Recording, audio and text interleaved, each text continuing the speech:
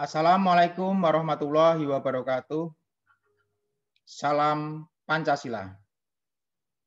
Bertemu lagi dengan Kak Nur. Kalau pada bagian pertama kita berbicara tentang capaian pembelajaran lulusan PPKN UNES terkait dengan sikap. Kali ini kita membicarakan tentang CPL terkait dengan pengetahuan. Para mahasiswa sekalian, ketika nanti para mahasiswa mengikuti mata kuliah dari Pak Nur, silahkan sambil dibuka capaian lulusan PKN terkait dengan aspek pengetahuan. Pada bagian mana pengetahuan-pengetahuan yang akhirnya didapatkan dari para mahasiswa sekalian selama proses dan setelah mengikuti pembelajaran dari mata kuliah yang diampu oleh Kak Nur.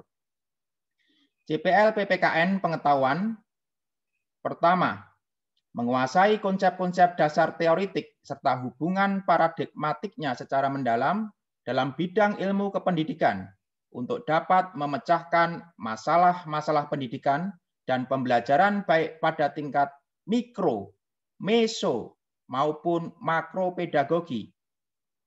Yang kedua, menguasai konsep-konsep dasar teoritik serta hubungan paradigmatiknya secara mendalam dalam bidang perkembangan peserta didik secara intelektual, emosional, sosial, moral, dan spiritual, sehingga dapat diaplikasikan dalam menyelesaikan masalah-masalah pemberdayaan peserta didik dalam proses pendidikan dan pembelajaran.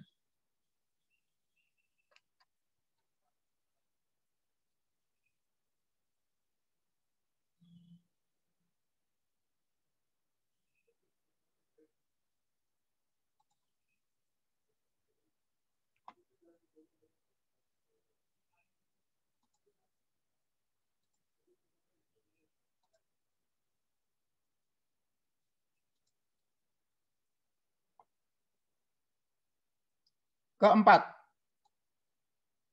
menguasai konsep-konsep dasar teoritik dan aplikatif secara luas dan mendalam dalam pengembangan pendekatan model, strategi, metode, dan teknik pembelajaran PPKN pada khususnya untuk dapat diaplikasikan dalam merancang dan melaksanakan pembelajaran PPKN yang powerful, scientific, konstruktif, kontekstual, bermakna, dan menyenangkan.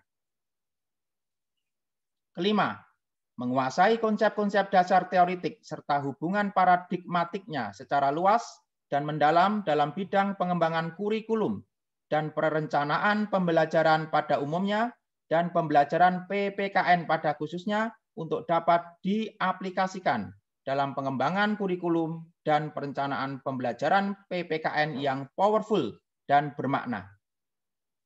Keenam, menguasai konsep-konsep dasar teoritik dan aplikatif secara luas dan mendalam dalam bidang administrasi, supervisi, dan kepemimpinan, pendidikan pada umumnya, dan PPKN pada khususnya. Menguasai konsep-konsep dasar teoritik dan aplikatif secara luas dan mendalam dalam bidang evaluasi, asesmen pendidikan pada umumnya, dan PPKN pada khususnya. 8. Menguasai konsep-konsep dasar teoritik dan metode keilmuan bidang ilmu hukum secara luas dan mendalam serta mampu mengaplikasikan dalam pengembangan subjek spesifik pedagogi pembelajaran PPKN tingkat SMP dan SMA atau SMK dari unsur bidang hukum dan konstitusi. 9. Menguasai konsep-konsep dasar teoritik dan metode keilmuan bidang ilmu politik dan pemerintahan secara luas dan mendalam, serta mampu mengaplikasikan dalam pengembangan subjek spesifik pedagogi pembelajaran PPKN tingkat SMP dan SMA-SMK dari unsur bidang politik, pemerintahan, dan demokrasi. 10. Menguasai konsep-konsep dasar teoritik dan metode keilmuan bidang ideologi atau filsafat pada umumnya dan Pancasila pada khususnya secara luas dan mendalam, serta mampu mengaplikasikan dalam pengembangan subjek spesifik pedagogi pembelajaran PPKN tingkat SMP dan SMA atau SMK dari unsur bidang filsafat atau ideologi. 11. Menguasai konsep-konsep dasar teoritik dan metode keilmuan bidang ilmu sosial, penunjang, sosiologi, antropologi, ekonomi pembangunan, sejarah perjuangan bangsa, kebijakan publik, nasional, geografi, sosial, dan pengetahuan masyarakat pada umumnya, secara luas dan mendalam, serta mampu mengaplikasikan dalam pengembangan subjek spesifik pedagogi pembelajaran PPKN tingkat SMP dan SMA atau SMK dari unsur bidang pengetahuan sosial dan masyarakat. 12.